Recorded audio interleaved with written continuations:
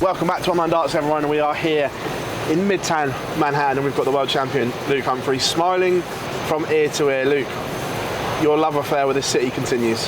It does. It's a great city. It's a busy but fun city. I come here last year, really enjoyed myself. This year, obviously, I brought my girlfriend Kaylee, and everyone will know now. So I can say it. I proposed. She said yes. So up the edge earlier on today. So yeah, this will obviously always have a special place in our hearts now for that reason. So she thought you were dragging her up there to do the draw for the US Darts Masters, and the look on her face from the pictures, a moment that you will cherish forever, I'm guessing. Yeah, it was. I had to do it in a way where I just wanted her to at least expect it. Yeah. You know, and I felt like she'll probably think that would never cross my mind to do something like at a darts event. You know, I'm so dedicated and so prepared for every tournament I play, but this tournament was for her, you know, because she's always wanted to come here. She loves New York City, so I got to bring her here. She's had great fun. It was just a perfect moment, to be honest. I'm really, really happy that I did it. She was so surprised, and that was the main thing, and that's why I was happy that I did it in a moment that she wasn't going to expect it. How long have you been planning this, and when did you pick the moment? Right, it's happening there.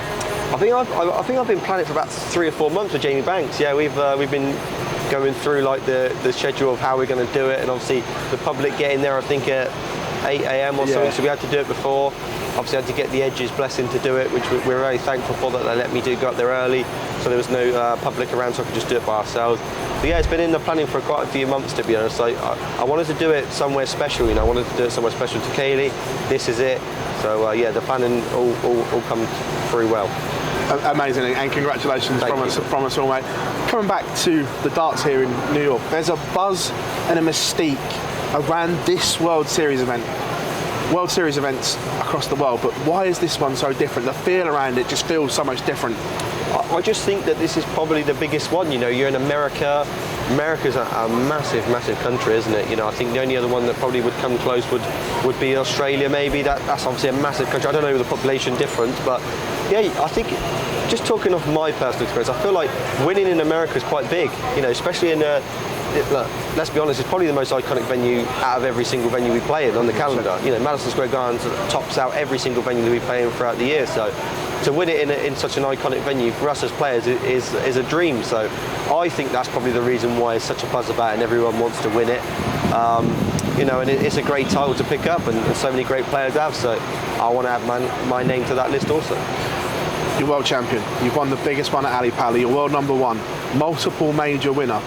However, where would this rank Luke Humphries' name, the boy from Newbury, winning in MSG here in New York? Where would that rank? For my career, I think it would rank in my top 5 moments, definitely. I think it would be up there. It's like I said, it might to people just be a World Series event, and that's fair enough, but to us as players, to win in Madison Square Gardens, it's a dream. And you see the feeling that Michael Smith got when he won it 2 years ago. You know, he really enjoyed that moment, because like I said, it's a fantastic venue. So yeah, I'd love to add that to my accolades as well. The boy from Newbury on billboards and electric advertising boards around the Big Apple, that must be a real pinch yourself moment, not just for you, but all your family back at home as well. The boy from Newbury done good.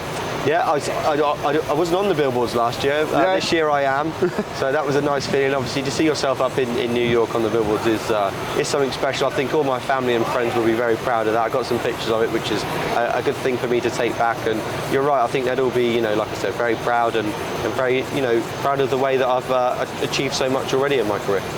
The way the schedule's been, are you almost pleased for these World Series events just to get a little bit of downtime in between as well? Because it's been a grueling 6 months for you as world champion. Yeah, I think the Premier League takes out you. It really does. It's a tournament that I really enjoyed playing and I really loved, but in the nicest way possible. I was also glad to see the end of it. Yeah. Because 17 weeks away from your family, like every Wednesday, Thursday, and then you miss half a Friday. It's hard, you know, it really is. It's not like what the fans see. You just play on a Thursday and that's it. You turn up on the Thursday, you play, you go home. It's not like that. You're away for like 2 days minimum to do them tournaments. So I'm glad to see the end of it, to be honest. I did enjoy it. It's nice to come here. Obviously, Kaylee, this is the first time she's been away from Rowan as well for a long, long time. like a proper long time. So it's nice for us to share some time together. This was our enjoyment week. Yeah, like I said, it's nice. A few World Series on the horizon now, and then obviously the big competitions start coming in in July and that. Yeah, I want to take you back to the O2, and we were speaking about this off camera, and the way you handled the media afterwards was superb. But were you surprised with the line of questioning about rivalries and boxers, and then suggesting that you need to cheat to beat someone off? Was that a surprise that you were asked certain questions like that? Yes and no. I think the reason why I wasn't surprised is that, I can't remember who ever asked me that, but the journalist obviously hasn't got very much experience in the darting world. I feel like that was a silly question to ask. I think, I can't remember what he said. Will you cheat next time? Of course I'm not going to cheat. That's a silly thing to say. And I feel like darts is definitely a good sport where not much gamesmanship's in it, or it tends not to be very much anyway. But people like that, they're just trying to create a story that's not true. Like I keep telling all the media outlets, there is never going to be a horrible rivalry between me and Luke, or any player for that matter, not just any player, because we all get along really well. But when they're on the dartboard, we all want to win, and that's a normal thing, isn't it? But I think sometimes sport, they like to create a fake drama, because they did it with Gary and Gezi, didn't they? That was a drama that everybody couldn't wait to watch, where I think the fans just will enjoy watching me and Luke play against each other in the environment it is. It doesn't have to be an unfriendly one. We, like I said, we get on really well, so that will never change. Match play on the horizon as well. World champion, narrowly missed out on the Premier League. Is the match play the next one for Luke Humphries to attack and really have a go at? Yeah, it will be the one that I'll be next vying to win. Obviously, I wanted to win the Premier League, I wanted to win the Triple Crown. Premier League will have to wait till next year, but I still have the opportunity of winning the match play. In my eyes, it's still, I don't know, I think it's the second biggest in my opinion. I think the Premier League and the match play are always hard to match up which one comes second to the Worlds, which one's third. I think match play probably just scrapes it a little bit, but because it's a ranking event, it's a prestigious event. I'd love to win that, to be honest. That really would be nice to win it in the same season as winning the Worlds. But of course, so many great players, it's going to be tough, as I always say. But if I keep playing the way I have been playing, I'll always put my name in the mix, and I'll always be one of them players that you'll have to play well to beat. We laugh and joke about the Triple Crown because it's like a mythical thing, but I quite like it. Yeah, I do. Do you players see the Worlds, the match play and the Premier League as the Triple Crown, as the Holy Grail, those three? I think the players do. Yeah, I think the reason why the Premier League's definitely in the top three is it's so hard to win. It's grueling. Most tournaments you're away for a week and you play 6 games. In the Premier League, you have to be good so consistently for such a long period of time, and then you get one chance one night to win 2 games. I think that's why it's such a prestigious tournament to win. If it was ranked, which it never will be, I don't think it ever should be, it would be number 2, maybe even number 1, because it's that hard to win. Yeah. So that's why I think that the players look at them as the top 3 tournaments in the calendar. And that for me, that would be the 3 tournaments, Worlds, match play, and the Premier League, that I'd love to have in my name before the day I do retire from the darts. I want to talk about you, because this has been a whirlwind 8-9 months from you, from winning that first major to where we are now. Have you actually had time to take everything in, what you've achieved in such a short space of time?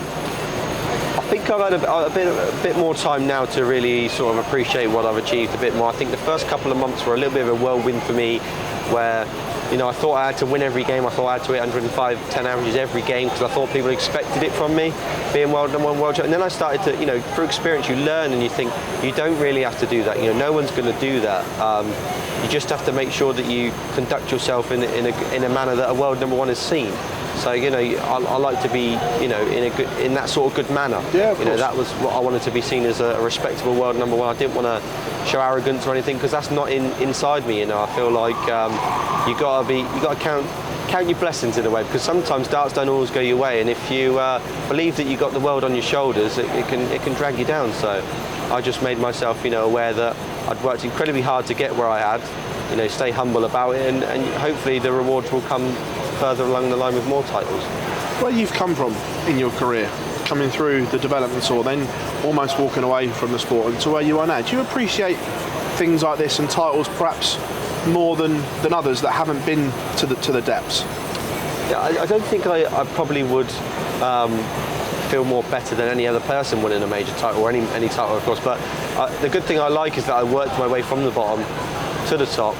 And obviously I worked right from playing in the development tour when I was like 20, 21, I think it was. Yeah.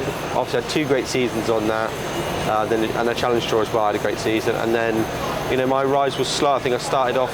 You get a lot of players that come into the tournament and they just start off like Josh Rockluger. They start, boom, and then bam, they're straight on, aren't they? They're doing fantastic. And for me, it just wasn't that way. That's what makes me, think how talented they are. Not just how good they are, but the likes of Josh and Luke I'm talking about, is the way are they able to create that incredible impact straight away. I think that's so hard to do. So for me, it took a lot longer. I thought 3 or 4 years of experience is what then allowed me to then make my first UK Open final, and then obviously another great year on the Euro Tour, and then last year, winning the major title. So my rise was slow.